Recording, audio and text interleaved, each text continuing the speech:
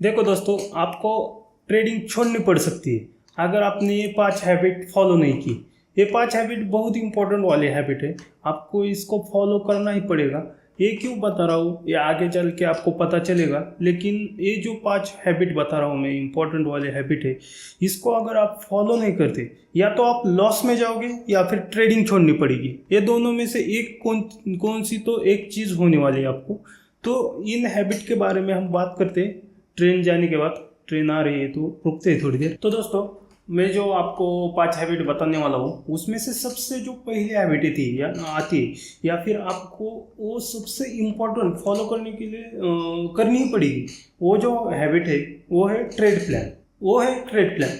तो trade plan क्या होता है या ट्रेड प्लान कैसे बनाते हैं वो उस पर एक अलग से डिटेल में वीडियो बनाऊंगा।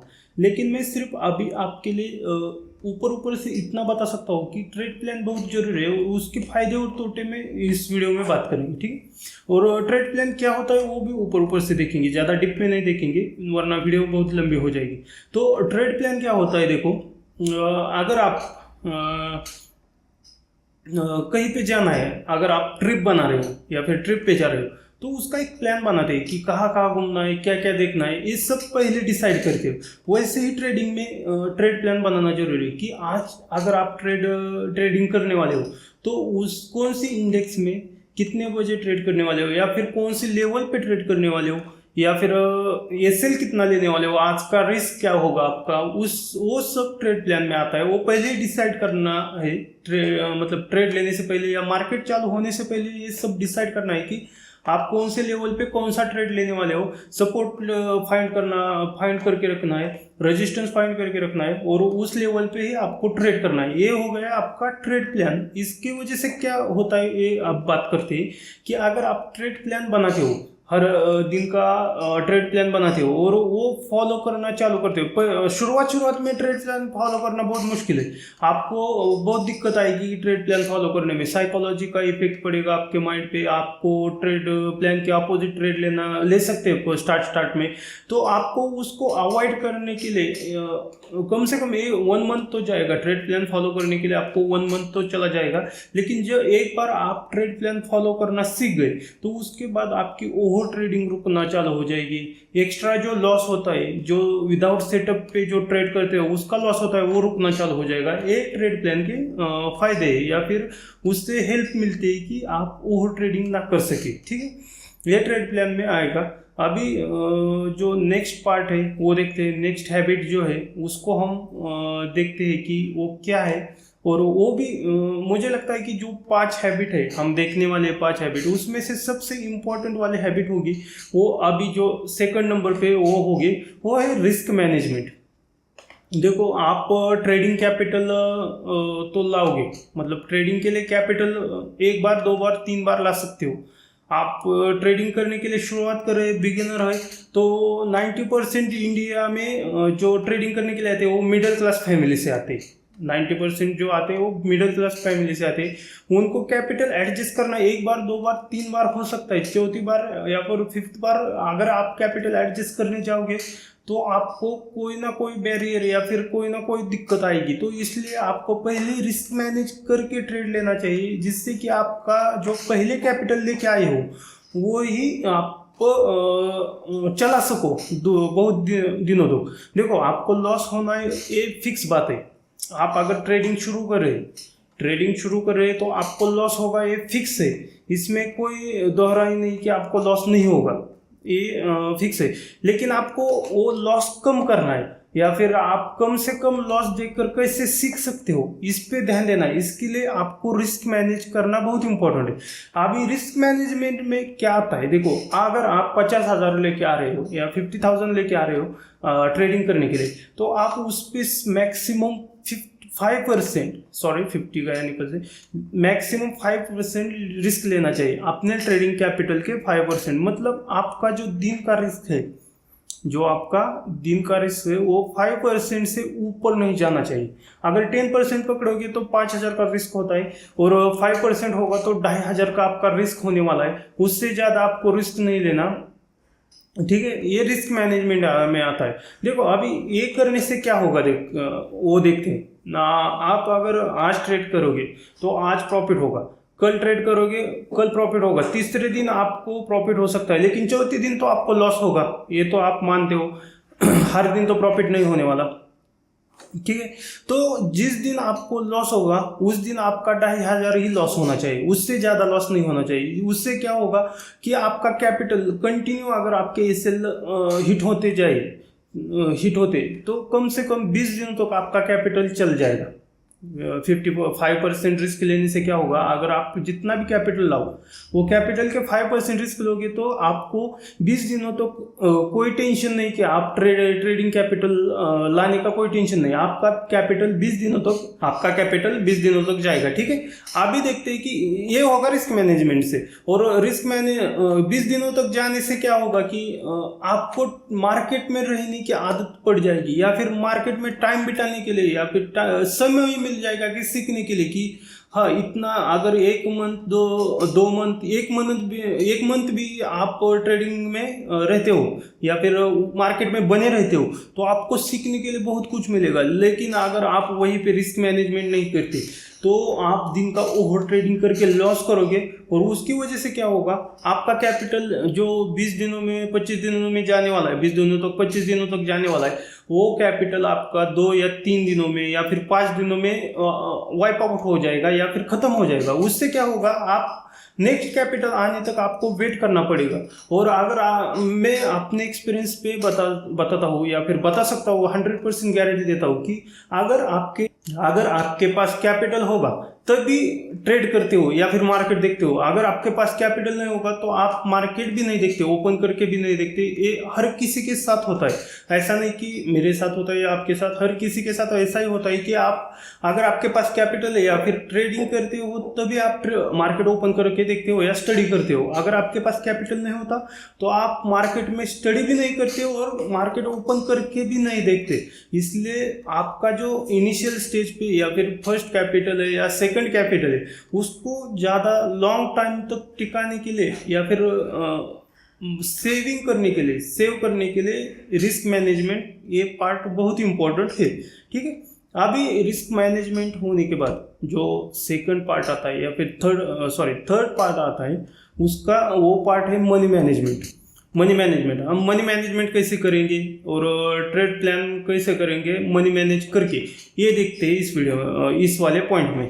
तो देखो, अगर आप 50,000 का कैपिटल लेके आ रहे हो ट्रेडिंग के लिए या फिर आपका कैपिटल अकाउंट है 50,000 का कैपिटल अकाउंट है, तो कभी भी आपको 50,000 के 50,000 के ऊपर ट्रेड नहीं लेना। कभी भी आपको पूरे अमाउंट पे ट्रेड कभी भी नहीं लेना। उसके 20% से लेकर 30% तक आप ट्रेड ले सकते हो।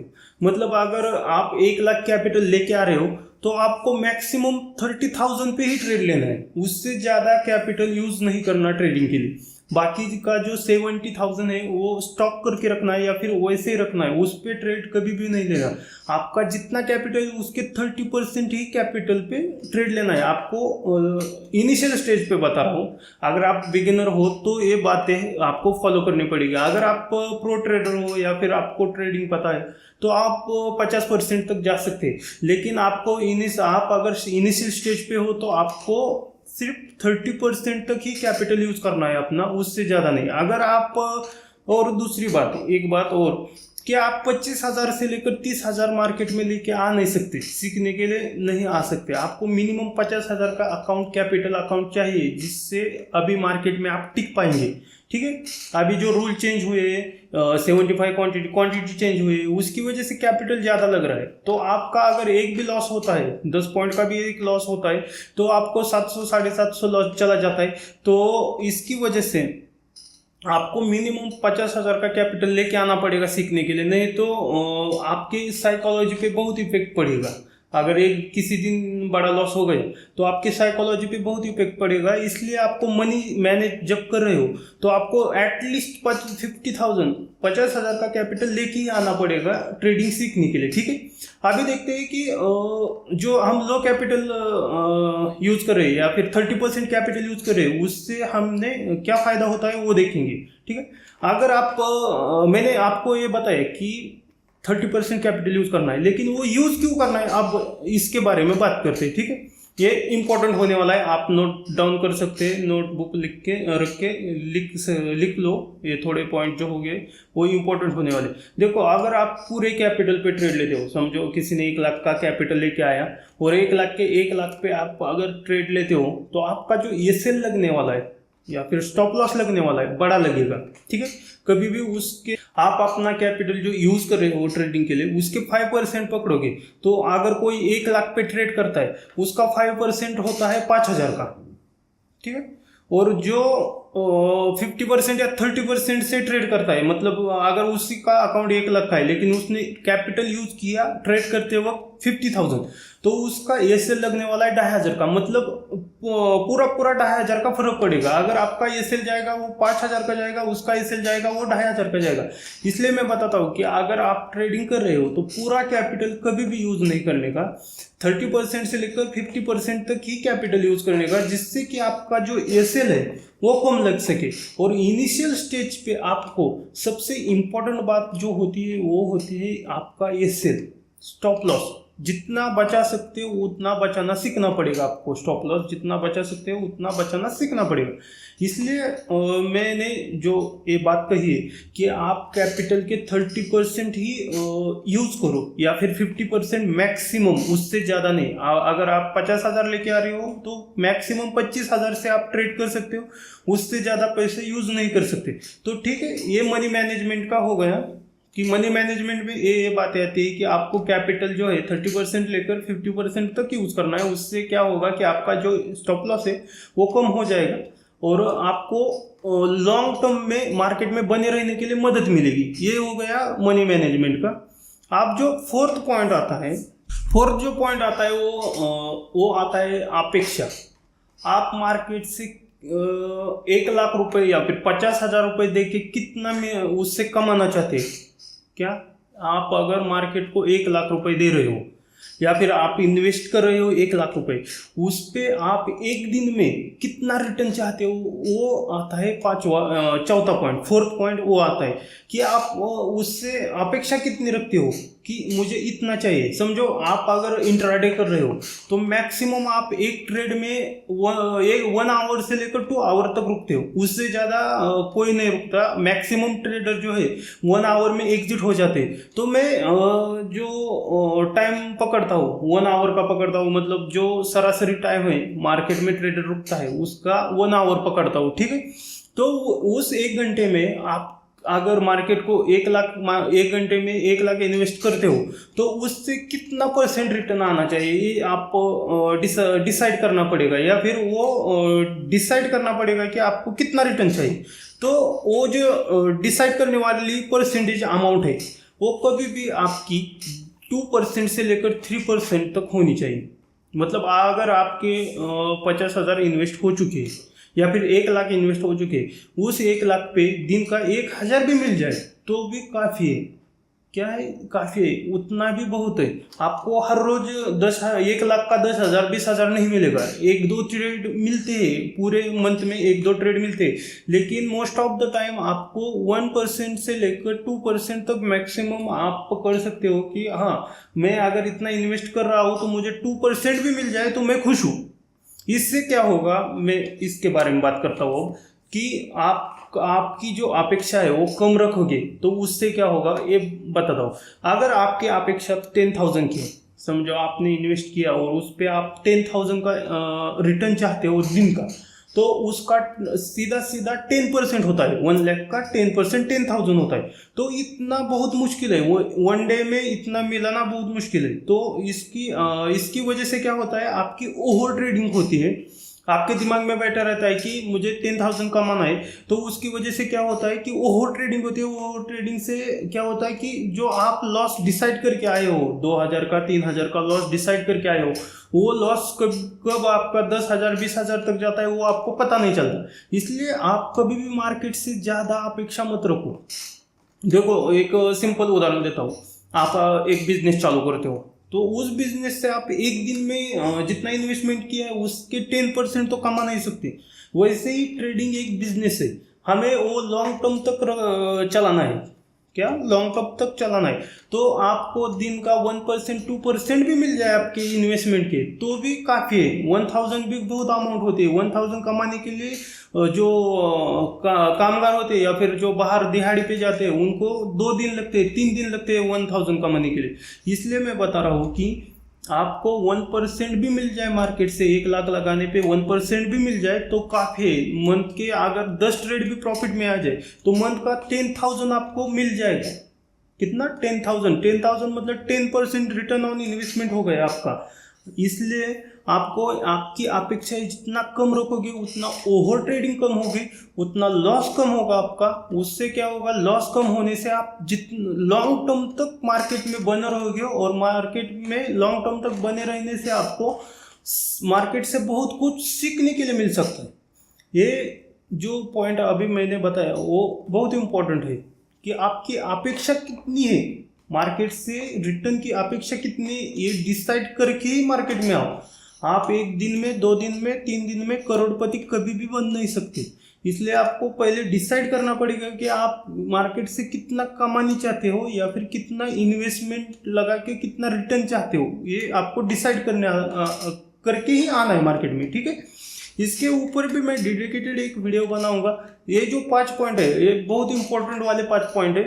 इसके ऊपर मैं पूरी तरह से 5 पॉइंट पे एक वीडियो बनाने वाला हूँ सेपरेटली। 5 पॉइंट पे 5 वीडियो आ जाएंगे इस चैनल पे, देखने के लिए आपको मिल जाएंगे।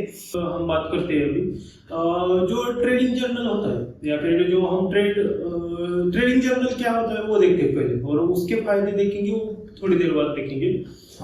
ट्रेडिंग जर्नल में हम क्या क्या लिखते हैं या फिर क्या क्या आता है वो देखते हैं। ट्रेडिंग जर्नल में हम जो है ट्रेड कब लिया, कौन से इंडेक्स में लिया, कितने बजे लिया, उस ट्रेड में लॉस हुआ या फिर प्रॉफिट हुआ, और सबसे इम्पोर्टेंट उस ट्रेड में हमारी कोई गलती हुई क्या या फिर गलती की क्या, हमने क्या ट्रेड लेते हो, वो सब इस ट्रेड में ट्रेडिंग जर्नल में लिखते हैं। अब इसके फायदे देखते हैं, ट्रेडिंग जर्नल मेंटेन करने के फायदे देखते हैं कि क्या होता है फायदा। देखो, जब हम ट्रेडिंग जर्नल मेंटेन करते हैं तो उसमें हम सबसे इम्पोर्टेंट वाली बात जो है वो क्या लिखते हैं कि गलती लिखते हैं। अगर आपने कभी आज जो ट्रेड किया है या फिर आज जो गलती की है वो अगर आप आज लिख के रखते हो, और आपको आने वाले वीक में आने वाले नेक्स्ट वीक में देखना है कि पिछले वीक में कितने गलती की या फिर एक गलती बार बार हो रही है क्या, वो सब ट्रेडिंग जर्नल में हमें पता चलेगा कि गलतियां दोबारा रिपीट गलतियां हो नहीं रही ना, ये सब इस ट्रेडिंग जर्नल में पता चलेगा। इससे हमें गलतियां सुधारने में मदद होगी, और ओवर ट्रेडिंग में मदद कम होगी। ओवर ट्रेडिंग कम होने में हमारी मदद होगी ट्रेडिंग जर्नल फॉलो करने से, और आपको जो है लॉस कम होगा इसमें, या फिर आप अपनी ट्रेडिंग कंटिन्यू ट्रैक कर सकते हैं। आप ग्रो कर रहे हो या डिक्रीज कर रहे हो, ये सब इस ट्रेडिंग जर्नल में पता चलेगा। इसलिए ट्रेडिंग जर्नल एक पॉइंट इंपॉर्टेंट होने वाला है। ये हैबिट आपको फॉलो करनी पड़ेगी।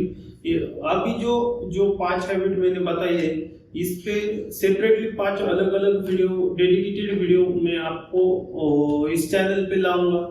इससे आपको और फायदा मिलेगा कि और डीप में इस पॉइंट के बारे में हम बात करेंगे उस वीडियो में।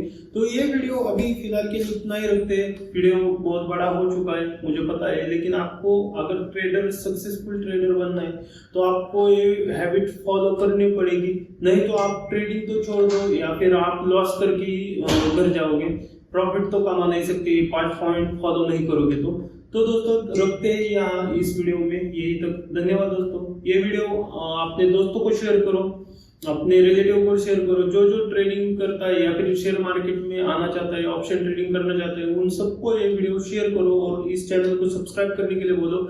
इस चैनल पे आपको इसी रिलेटेड वीडियो देखने को मिलेगा, फाइनेंस रिलेटेड वीडियो देखने को मिलेंगे। धन्यवाद दोस्तों, मिलते हैं हम आने वाले अगले वीडियो में।